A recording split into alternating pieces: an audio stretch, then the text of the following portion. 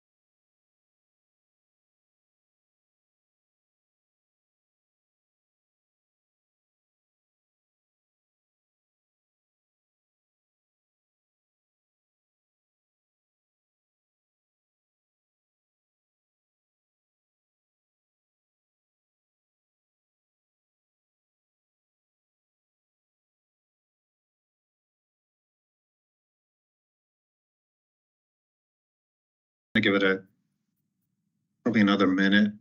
Still got a lot of people joining the webinar.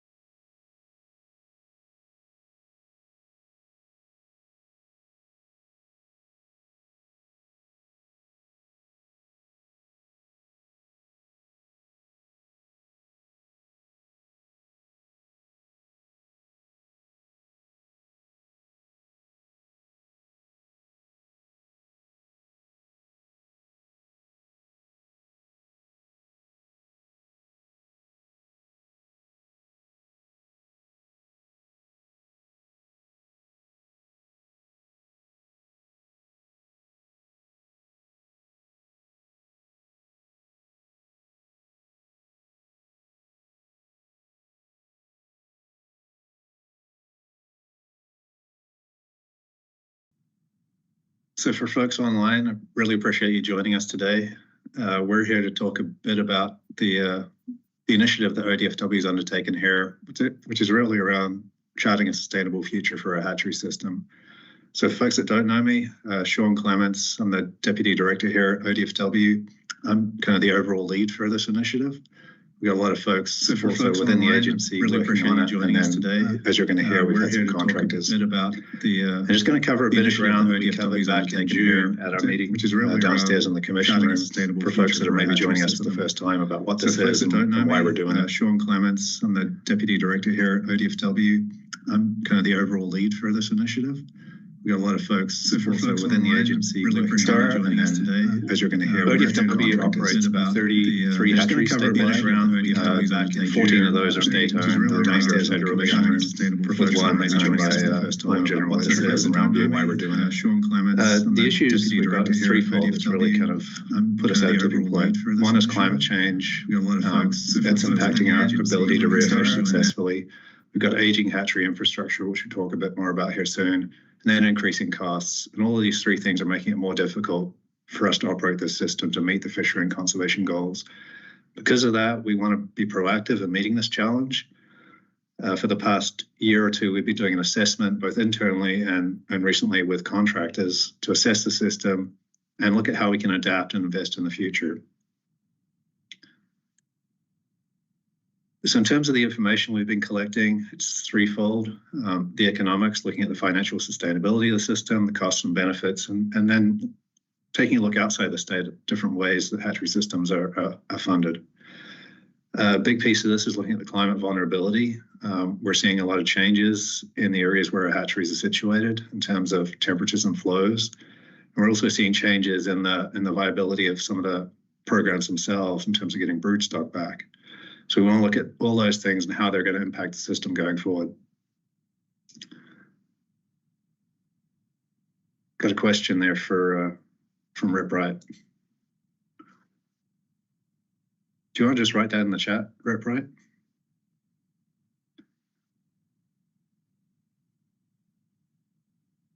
The other thing we're looking at is documenting the current state of the system in terms of deferred maintenance needs at all facilities.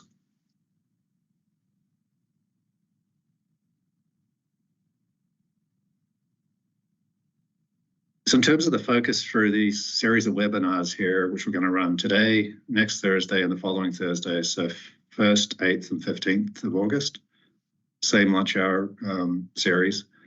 It's really going to be on the state hatchery system. So 16 facilities, 14 of which are state-owned, and then 2 that are federally owned, Leeburg and Coal Rivers.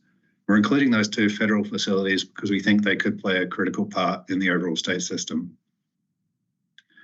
I want to give you a little bit of context for when these facilities were built, because that plays into some of the challenges we're seeing. So this is a timeline of the original construction dates for the 14 state-owned hatcheries. And you'll see it goes back into the 1920s, and then the last one being Clackamas, built in 1980. And just for context, when we build these things, the average lifespan we're expecting for the water supply system, which is all the piping, is around 30 years. And for the raceways themselves, the concrete and all those kind of structures is about 20 odd years. So we're well past due for a lot of these, but we have had several rounds of deferred maintenance or maintenance along the way. So we have been addressing maintenance needs since they've been built, but we just haven't been able to keep pace with the need. Most recently, we had a $10 million bonding investment from the legislature, I think in around 2015. That was spent at about 4 or 5 facilities to upgrade some of the raceways and intakes. But again, it's really falling short of meeting the full need out there. A couple of other things that are important to keep in mind about why we're doing this. Given that these facilities were constructed, 50 to 100 years ago, there were some assumptions that were made at the time about how successful they could be going forward. One of the assumptions was that we'd always be in a stable environment where we have abundant water and cool temperatures. Another was that we'd have minimal fire risk. And a third one that's kind of becoming more important is that we'd have reliable broodstock source. I'm going to talk a little bit about why some of these assumptions are not proving true over time. First off, since the 1920s and even 1980s, we're seeing increases in temperature in a lot of the basins where these hatcheries are situated. We've got historical air temperature data going back into the 1920s, and it shows generally we're on this increasing trend in summer for summer temperatures. And those increasing air temperatures influence the temperature of the water. Moving forward, we're expecting those temperatures to continue increasing. And this is just some results from some of our modeling at Elsie, Rock Creek, and Elk River, showing what kind of increases we're expecting there over the next 40 to 60 years. And these are in Fahrenheit. These are average maximum summer temperatures. So the peaks are going to be even higher than this. Temperature is obviously a very important component. Sorry, I was just hearing some issues around the sound. Are we all good on the sound? Michelle? We did have a problem with the YouTube stream, but I believe that's been fixed. Okay, cheers. I lost my train of thought now. Temperature is obviously one of the key variables when we're rearing cold water species like salmon, steelhead, and trout. If we get above certain temperatures, it becomes really difficult to rear those species, and it also raises issues with disease. So that's something we're paying attention to. The next thing is stream flow. Obviously, our hatcheries depend on consistent and reliable stream flow in terms of getting water through the facilities. And when you look at projecting out what stream flow is likely to be like in the next 40 to 50 years, we're generally looking at decreases in most of the places where we have our facilities. So here on the right, you'll see an image, Oregon, kind of down in the middle of the screen on the right. And a lot of what you're seeing there in the Cascades is this dark brown color, which is where we're forecasting about 50% decrease in stream flows.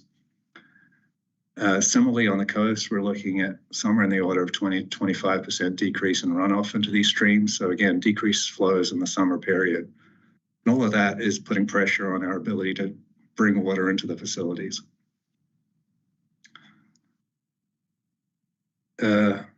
Might just take a pause because I think Rep Wright's had his hand up a couple of times. Chris, could you unmute him? Or Michelle?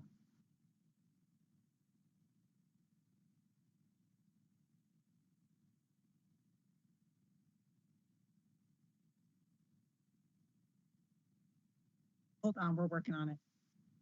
Cheers.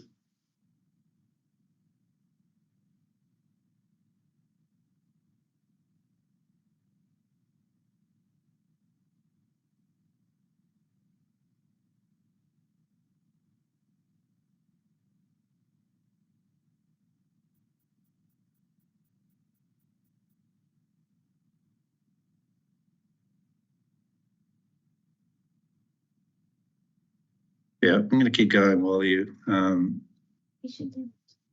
think he should be able to talk. Rep Wright, would you like to ask a question?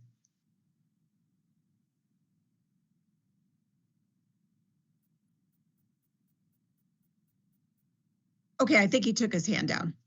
So, Okay. And we will have a Q&A at the end after the presentation. Yeah, I forgot to mention, sorry, at the beginning, that we do have mics muted in the webinar. If you want to ask a question, you can either type it in the chat or raise your hand.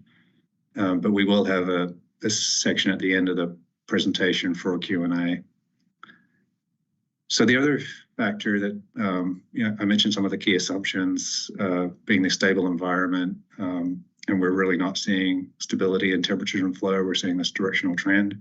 Similarly, with fire risk, which wasn't such a concern back in the 1920s, 30s, 40s, 50s, we're seeing increasing fire activity in Oregon. This year is another example of that, with a lot of fire activity in the Cascades and a lot of fire activity in Northeast Oregon. And since 2010, we've had multiple years where we've burned over 1 million acres. And those fires are definitely impacting our hatchery infrastructure. So you'll see here kind of a timeline from around 2017, and we just put up here each of the hatcheries that were impacted in those years. So 2017, we had the gorge fires. Cascade Hatchery was impacted. We had to move fish out of there into the Willamette system. And we also had damage to our intake structure there and some of the piping. 2020, that was a really big year for fires. Just a lot of hatcheries that were impacted there. The ones that are highlighted in orange is where we had actual physical damage, either to equipment, to structures, or in the case of Rock Creek, completely destroyed. The other facilities, we had evacuations. There was some impact to fish rearing, etc. 2021, Willamette and Oak Springs. 2022, Willamette, Clackamas, Oak Springs, and Omaha. 23, again, some of the folks on the South Coast will remember Elk River being really close to the fire line. And then 2024, already to date, we've had Oak Springs being impacted again, and we just had an evacuation of our Omaha facility last week.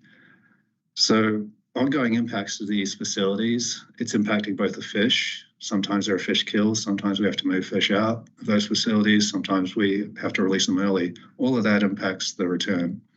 We've had impacts to infrastructure. And when we do have those impacts, it can take years to sort through the insurance to get to the point where you can rebuild. Impacts to staffing, obviously, every time they're on evacuation notice or have to evacuate. And then water quality is the other thing. When we have these fires in these basins, it tends to raise the water temperature about anywhere from 1.5 to 3 degrees in the years after. And so when you're already dealing with warm water, having a fire in that basin can really hinder your efforts going forward with fish production. So that's a little bit of background about some of the challenges that the system is facing and why we really need to take this step of being proactive and address them so that we have something that's more resilient going forward. So this is where the webinar series comes in. We've got a series of webinars, as I mentioned, today, next Thursday, and the following Thursday. We're going to be presenting a series of kind of some of the findings from the third-party analyses. And these were department was directed to procure these third-party analyses by the legislature in 2023. We've been working with those contractors for the last 6 months to share information that they need for their analysis and reporting. And we're just starting to get those reports back, and we're going to be sharing them with you over the next few weeks. In today's presentation, we're going to cover a contract that was looking at the future need for hatchery programs, so kind of assessing what the landscape might be going forward in terms of whether we need certain kinds of programs or not. So it'll be one of the lighter webinars. August 8th, we're going to be getting into the economic cost benefit analysis, some of the funding models and the financial sustainability of the system, as well as looking at the impact of climate change on hatchery stocks. So I mentioned earlier we're having trouble with brood stock in some locations. A couple of examples there. In the Willamette, we're having issues with collecting spring chinook brood stock. Some of that is due to fire impacts. Some of it is just due to poor survival. Clackamas has been an ongoing issue for a number of years, seems to be a little bit better now. And then Umpqua, particularly with summer steelhead, has been an ongoing issue recently. So that'll be on August 8th. That'll be a fairly substantial webinar, a lot of information shared. And then August 15th, that's where we've got this overarching contract, which is being managed by Linker. And they're really looking at all our infrastructure, looking at the vulnerabilities, the deferred maintenance, mitigation measures for the impacts of climate change, whether it's cooling, recirculation, et cetera. And then looking at some alternatives as well for how we might run the system. So that'll be quite a big component of that August 15th webinar. And then additionally, talking about the planning and policy context for the management of the hatchery system. And that's really important to keep in mind because it puts some sideboards on what the hatchery system can look like going forward. So moving into the future need, this was a contract that was given to Four Peaks Environmental, a firm out of Washington. And when they looked at what was going to drive the future need for hatcheries, they looked at three things. One being the wildfish status.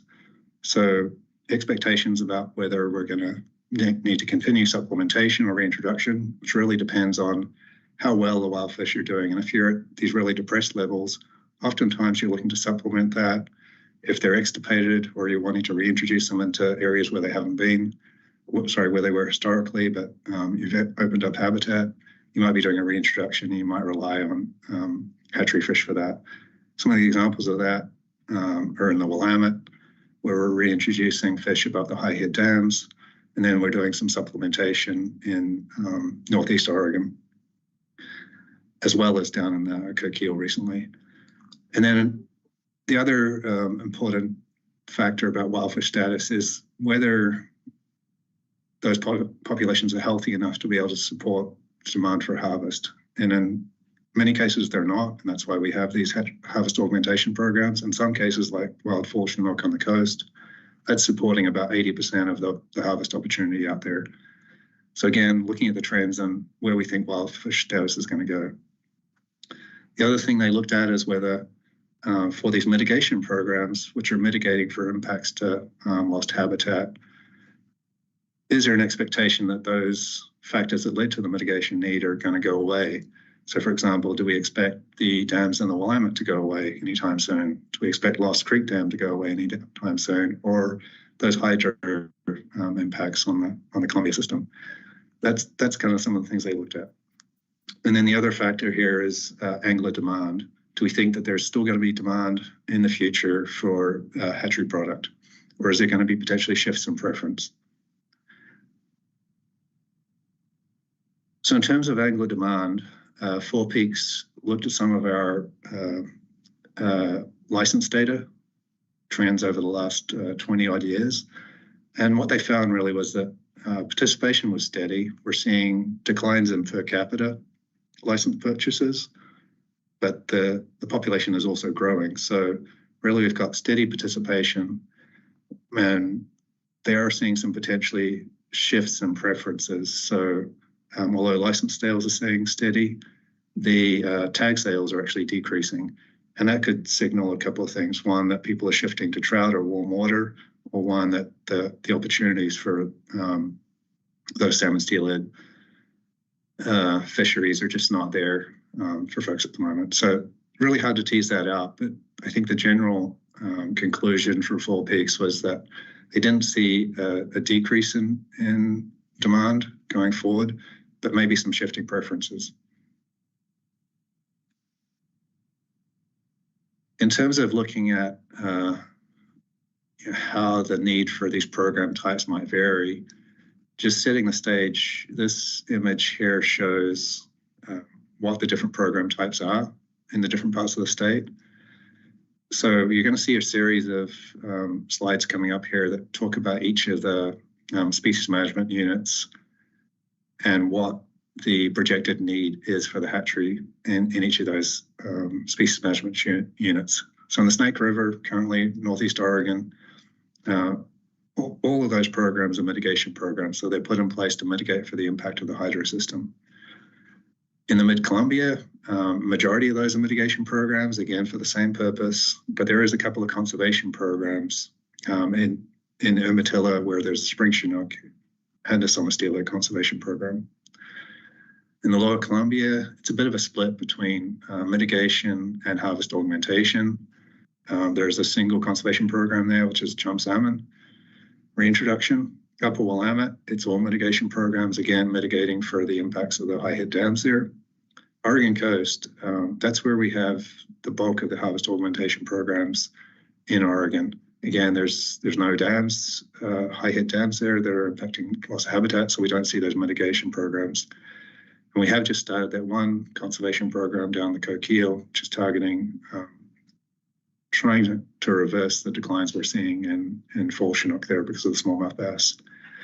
In the Rogue South Coast, a lot of that program is mitigation. We do have a small harvest augmentation program. And again, the mitigations kind of compensating for the loss of habitat due to the Lost Creek Dam. So statewide, there's actually quite a lot of mitigation programs going on with, again, the concentration of harvest augmentation in the coast and Lower Columbia.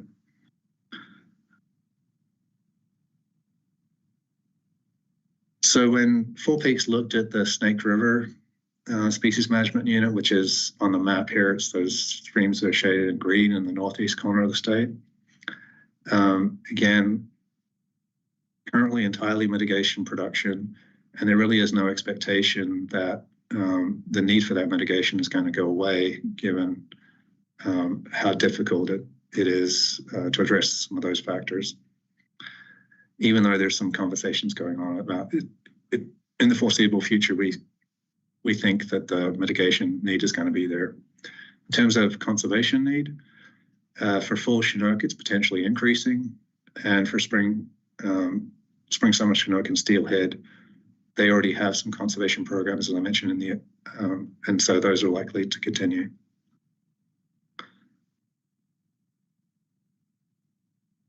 Middle Columbia, again, it's those green shaded streams here on the map. In terms of mitigation, again, no expectation in the foreseeable future that the need for mitigation is going to go away. In other words, that those habitat impacts will be addressed. So an ongoing need for that. In terms of conservation, there's a question mark about coho and fall chinook, just because we may need, not at the SMU level, that there may need to be some programs, but more population specific. So there is, for example, I forget which system, but there's a system where we're reintroducing coho with the tribes, and maybe kind of one-off needs for that going forward. Spring chinook and steelhead, ongoing need, as I mentioned, in the Umatilla for those two programs. And then Lower Columbia, again, this is a mix of places where there is some mitigation. So for most of the species, with the exception of chum and summer steelhead, we expect that mitigation need to continue. No expectation that there is going to be a need to mitigate for chum and summer steelhead at this point. Harvest augmentation, in addition to the mitigation impacts in that system, there is also a significant harvest augmentation component. And just given the demands in for angling opportunity in that area. Four Peaks didn't really see any decline in that need for the harvest augmentation program.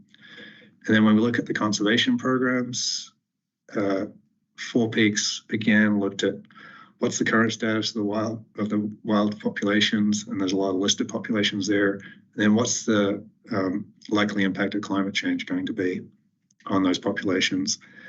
And based on whether that status was likely to get worse to the point where they could need a conservation program, they said either that need could be increasing.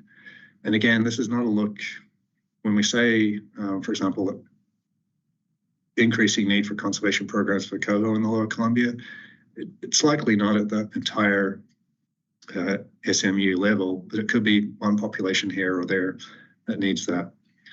But generally, I think they're looking at either continuing existing conservation programs or potentially an increasing need in the foreseeable future, given the impacts of climate change. Willamette, a similar story, no expectation that those dams will be going away, so ongoing expectation that there'll be a need for mitigation, and then potentially a need for conservation programs down the line, depending on how climate change impacts those populations. Oregon coast, there's a small mitigation program for coho in the Umpqua, but generally not a lot of mitigation programs going on there, and no expectation that going forward there will be a need for that. On the other hand, harvest augmentation, given the trends in angler license sales and demand, there's some expectation that there's going to be ongoing need for harvest augmentation in those populations, the exception being chum. And then in terms of conservation, it's kind of a mixed bag. Winter steelhead generally doing pretty well and seem to looking resilient to the impacts of climate change. So no expectation in the foreseeable future that we're going to need a conservation program there. Coho, spring chinook, and summer steelhead, I'd say those Four Peaks kind of considered those to be potentials. And again, not looking at conservation programs across the entire coast, but it could be like a situation where we have in the Coquille, where there's one population out of the SMU that's in the situation where it needs some assistance through a conservation program. And then just finishing up with the Rogue South Coast, again, there's a lot of mitigation going on in that basin because of the impacts of Lost Creek Dam. No expectation that that dam is going to be altered in the future. That would mean that the need for the mitigation goes away. So ongoing need there. Harvest augmentation occurring for fall chinook and winter steelhead, and given the license trends, continuing expectation that we'll need harvest augmentation programs there. And then for conservation, potentially an increasing need for coho. Again, probably not everywhere, but maybe in some locations. Fall chinook and spring chinook, Four Peaks wasn't able to analyze those because we don't have good climate data for those populations. But for winter steelhead and summer steelhead, not expecting a need in the foreseeable future for those. So I think the take home from Four Peaks on the question of the future need for hatchery system was that there really isn't going to be a change in the need for mitigation programs. And there may be some need for increasing need for harvest and conservation programs based on the expected declines of wildfish status in some areas. Not going to be everywhere, but it may be in some locations. Again, Coquille is a good example of where we've implemented a conservation program because of a decline in wildfish status. So I think that's all I have to share with you today. As I said, it's going to be a little lighter today. The next couple of webinars, next Thursday and the following Thursday, are going to have a lot more information. But in terms of this, setting the stage for the need, didn't really see a lot of change in the ongoing need. So with that, I'm going to take some pause and take some questions.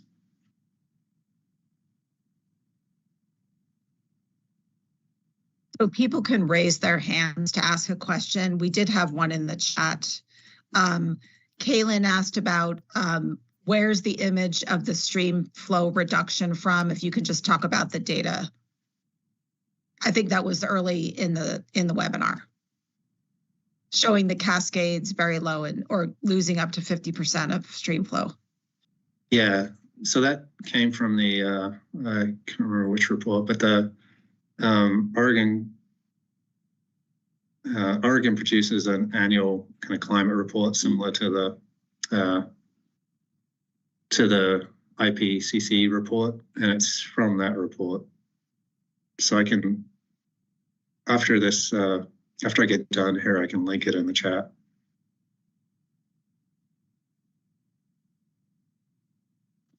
How about Steve? Steve, go ahead. Hi there. A couple of points. One question, the Fed's announced recently a $240 million commitment to improve fish hatcheries in the Pacific Northwest.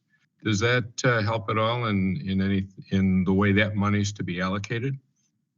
Yeah, it's somewhat amusing because that's been announced like 3 times, I think, 6 months apart. It's like trying to squeeze good news out of things. But it does help, yeah. That $240 million was really earmarked for tribes. And so it's going to be divided up. I can't quite recall how, but there'll be a fair amount going to Washington, particularly in the Puget Sound. There'll be some going to the Columbia River Basin. And then I'm pretty sure that the rest of the state isn't going to be eligible for that money, unfortunately. So it will help, particularly for some of the facilities that we cooperate with the tribes in the Columbia Basin. In addition to that, there was also $60 million that was allocated through Mitchell Act for hatchery deferred maintenance. And Mitchell Act is something that the state is a part of. And Oregon's receiving, I think, $18 million of that is going to be put towards facilities in the gorge and the Clackamas Basin. So on the federal side, we are seeing a lot more investment in deferred maintenance, and it's certainly going to help that part of the system. Separately from that, we've also been working with the Oregon delegation on investments at Coal River's hatchery, and there's been several $1 million spent down there to date, and looking to close that out soon to get that facility rehabilitated. One other comment regarding the fall off of harvest tags. You know, one thing I can think of that would cause that is all the restrictions that we see on the rivers, where there's lots of anglers that are either fishing from shore or in small boats that don't go out in the ocean. You know, they're getting disenchanted with fishing in the rivers because of the restrictions. Some rivers you can't even fish on, so they're not buying harvest tags. Yeah, it's difficult to tease out what the reasoning is there without doing a deeper dive, perhaps surveying folks, but definitely seeing a trend and drop off, and hard to attribute what's causing that. But yeah, point well taken. Thank you. Let's go to Nancy. Yes, thank you. Yeah, I have a couple of questions. First of all, I was wondering what is left of the wild fish component, and are some systems being watched experimentally to see if wild fish will recover from the hatchery competition? And then finally, is it possible to educate the anglers to the dire need of wild salmon so that they can contribute to trying to the sustainability of salmon instead of trying to continually give what the angler needs? Is it possible to start to educate them that it's almost impossible? I mean, it's just not possible. Thanks. Well, sorry, Nancy, I'm not sure what you say is not possible, but the kind of questions you're raising are not part of the scope of this assessment. I think anglers are generally aware of the importance of wild fish. Certainly, if you don't have healthy wild populations, even if you have hatchery production, you can't access it because you're limited by indirect takes. So there's definitely an awareness out there, but in some cases, those wild fish simply can't satisfy the demand. And that's where you'll hear about in the last webinar where there was the assessment of how the science is playing into the policy and plan framework to ensure that hatcheries are good neighbors to wild fish. And you asked about the status of wild fish, and it's a mixed bag of things. Sorry, there's some background there, maybe, Nancy.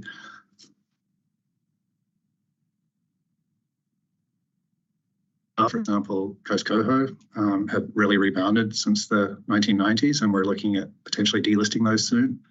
We've got some really healthy populations in the Clackamas Basin and the Sandy Basin, again, because of a lot of habitat restoration. And then on the coast, I'd say full Chinook are generally doing pretty well with some exceptions, and winter steelhead as well. And actually, Oregon's doing quite well compared to our neighboring states of Washington and California. There are certainly places like the Columbia Basin where we've got a lot of listed stocks that are deeply impacted, and habitat's played a big role on that as well as the hydro system. So it's a mixed bag, but I think, as an agency, we recognize that hatchery fish can have impacts, and we manage them accordingly.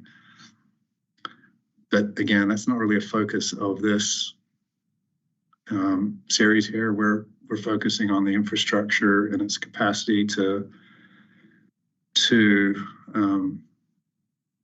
rear fish for either mitigation, conservation, or harvest augmentation.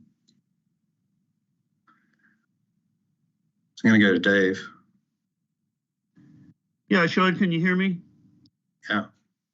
I've got some money questions. The first one is that the hatchery closest to me here is Rock Creek Hatchery, which burned, and there was some insurance money that came in. I think you mentioned 17 million.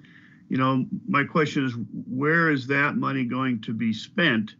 And then looking at the bigger picture, how does the budget for fish division and hatcheries look, looking ahead to the 25-27 budget?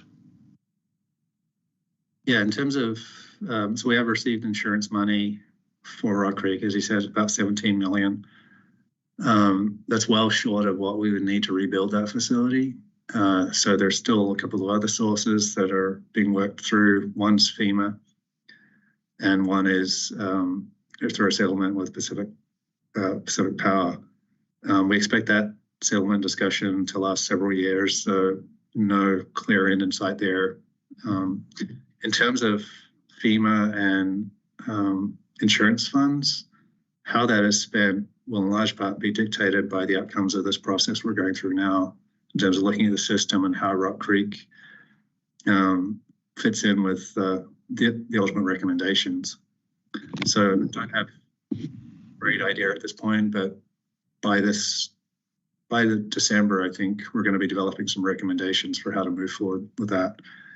In terms of fish division's budget scenario, that's one of the three factors that are really were the impetus for this initiative, recognizing that costs are rising and really our revenues are staying flat, both on the federal and state side. And so we've hit a tipping point where we've, even this biennium, we're about $1.5 million over budget in the hatchery system. So we're having to implement some internal hiring freezes to cover that. And then going forward next biennium, obviously our agency recommended budget included defunding 2 facilities for that biennium. Again, because we're in this cycle where we just don't have enough money to maintain all the services that we're currently providing, hatcheries and outside of hatcheries. So there was, in addition to the fee package of reductions that included the hatcheries, included some monitoring, included fishery managers, and included enforcement. And it just really highlights the need to think about how complex the management is on the fish side, given all the listing statuses, and the need for good data and the need for hatcheries. And yet the funding revenue isn't really keeping pace with that. Thank you. Some more during session, I think. Larry. Yeah, thanks, Sean. Larry Phillips, American Sport Fishing Association. You just touched on I'm sure something that's on everybody's minds on this call and yours. The uncertainty around the opportunity for funding on a various variety of fronts moving forward here.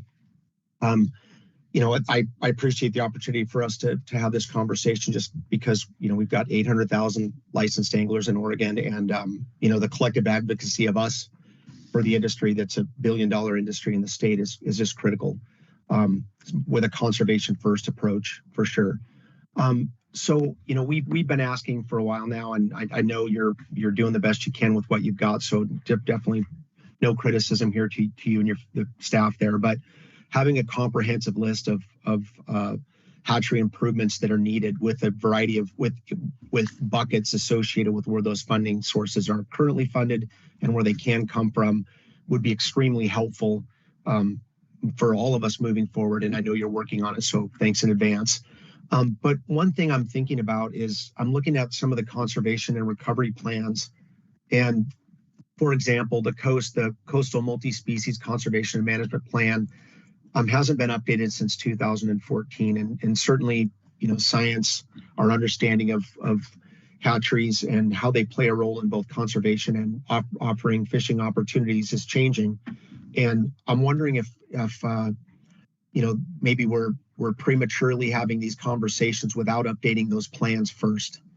And maybe that's part of the next few conversations. But again, we'll want to help where we can, but just trying to think about structurally how all these pieces fit together. Thank you. Yeah, thanks, Larry. And I appreciate your continued engagement and support on this. In terms of the list of deferred maintenance, that's something that Linker is producing in their report. So we should have some of that information out soon. But one of the things we want to do here, right, is that we want to be strategic in investing in those issues, and we want to make sure that they are the best things to be investing in, because it may be that that we want to change how the system looks. What we're really focused on here is, you know, not reducing production, but maybe thinking differently about how that production is achieved. And then could involve investing in maybe a different location, consolidation, or yeah, I guess that's some of the things that Linker has been looking at. And until we have that kind of comprehensive look and a discussion about it, it's really hard to make strategic decisions. And that's really what we're wanting to come out of this with. So that's to come soon. In terms of your question about the plans, we know that over the next 50 odd years, those plans and science are going to continue evolving, and that we'll be adjusting those things along the way. But that doesn't, you know, we don't have to seek a perfect solution or update those plans before we can decide that we need to invest strategically in the hatchery system. We think there's going to be an ongoing need for it. And to meet that need, you're going to have a system that can deliver whatever product is that's needed at the time, whether that's increased conservation programs, harvest augmentation, or mitigation.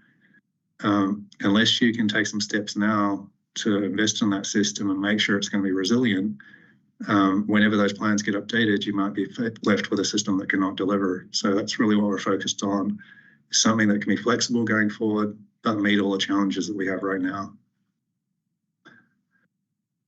Seth.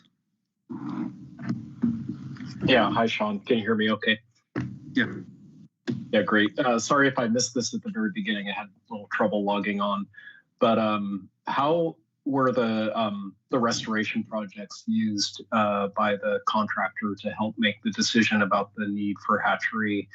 And I guess I'm specifically wondering about the timeline of different kinds of restoration projects. Like there's short-term projects like putting wood in the stream or rocks or creating a meander, but then a lot of the climate change kind of mitigation restoration involves planting, which might have like a 20 or a 30-year outlook. So I guess I'm asking about the timeline of the future need for conservation or mitigation hatcheries with climate change, and whether that's matched well with the kinds of restoration projects that are being put on the landscape.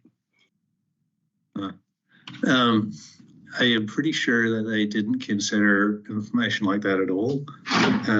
So I'll give you my quick understanding of it. acknowledging that we still haven't seen the final report.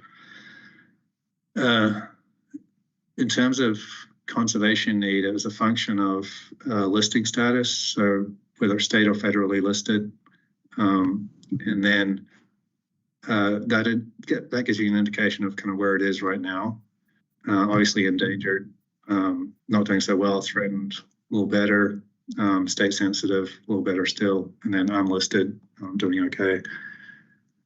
And then layered on top of that was kind of look at climate, and that's really, I think it was derived from Crozier, who was a NOAA scientist that did a kind of a basin-wide, Columbia Basin, Oregon coast, Washington, look at the climate vulnerability of several stocks using an expert panel approach, but also a whole range of analyses on temperatures, flows, ocean, etc.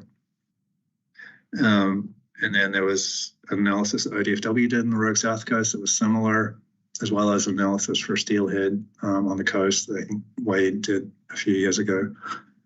So those two factors really combined to look at the wild fish status, which was driving either the need for conservation or the need for potentially increased harvest. David. Thanks.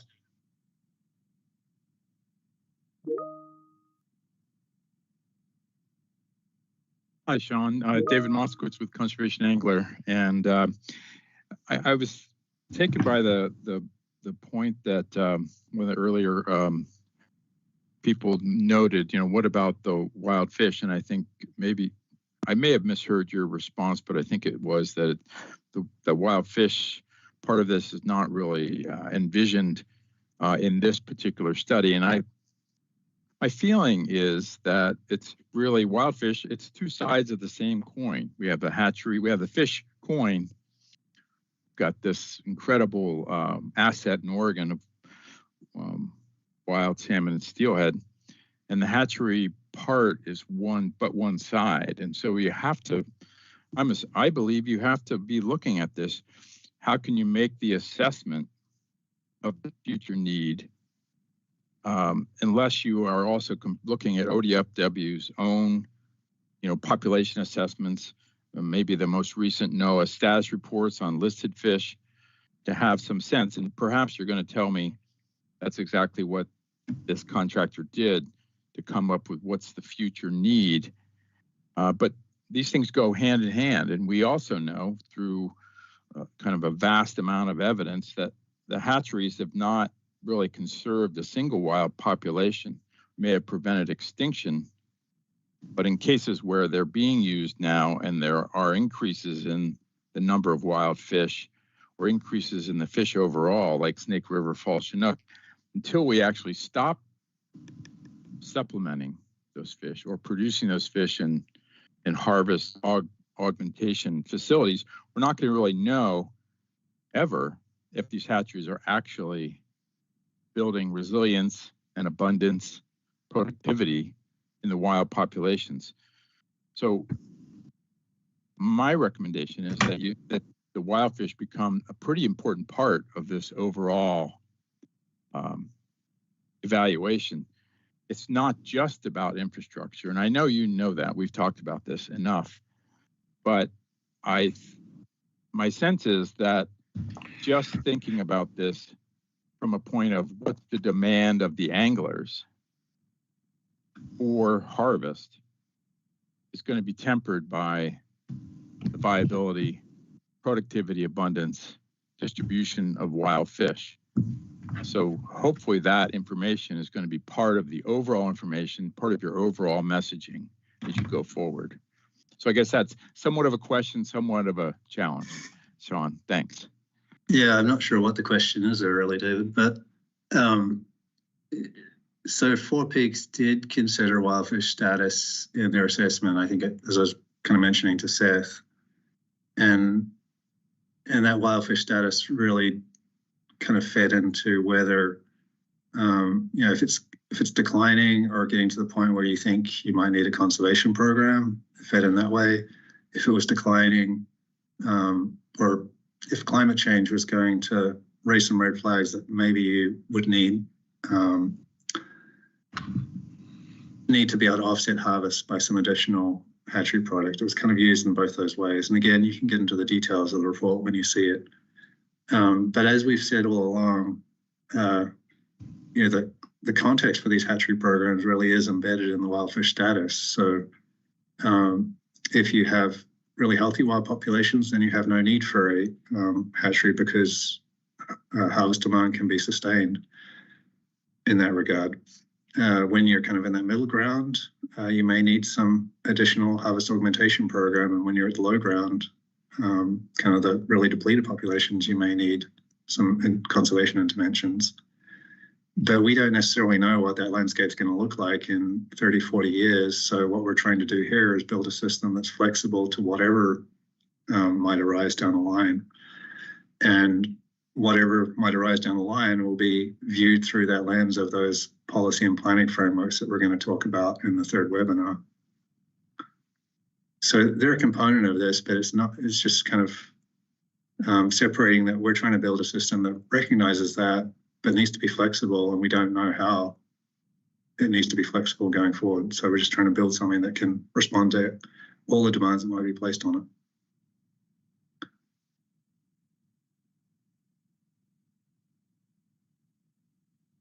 You have one question in the chat. Will the third-party review be made available on the hatchery webpage? Yeah, as I mentioned, we haven't actually even seen draft reports for some of these yet, and certainly haven't seen finals. So we're hoping to get them all on the website in the last week of August, ahead of the meeting we're going to have late August, so that folks can dive into those.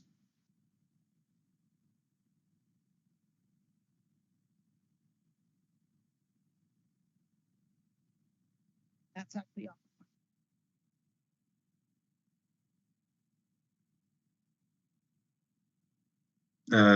David, I think you've had your time. I'm just kidding. Thanks, John. I just thought I'd follow up on one question. Clearly, hatcheries in some places are relying on wild broodstock. So there's just one other really clear link, for the future, and being able to really have the very best assessment of how these wild fish are doing and what is the best science in terms of the impact on a wild run, trying to augment with a broodstock augmented supplementation program. It seems like that, hopefully that's going to be strongly considered, but thank you for letting me jump in again. I was willing to wait if other people had questions. Thank you. Cheers.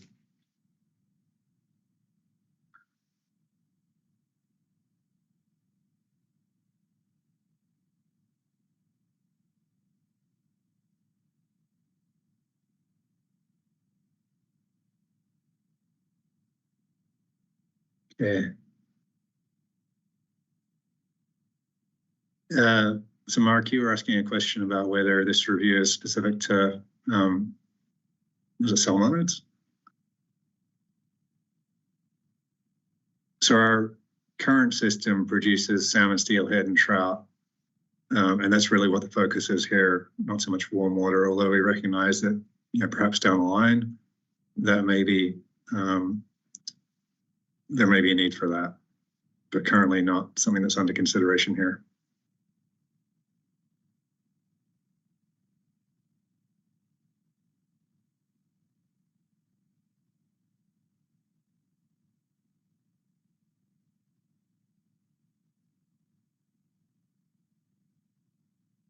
Okay, well, I think I'm not seeing any more. Michelle, are you? No. Okay, we'll wrap up. I appreciate everyone being here today. And again, next Thursday, same time, same place. We'll do this again. And like I said, it'll be a lot more information shared next week. So hopefully you can tune in. Thank you all.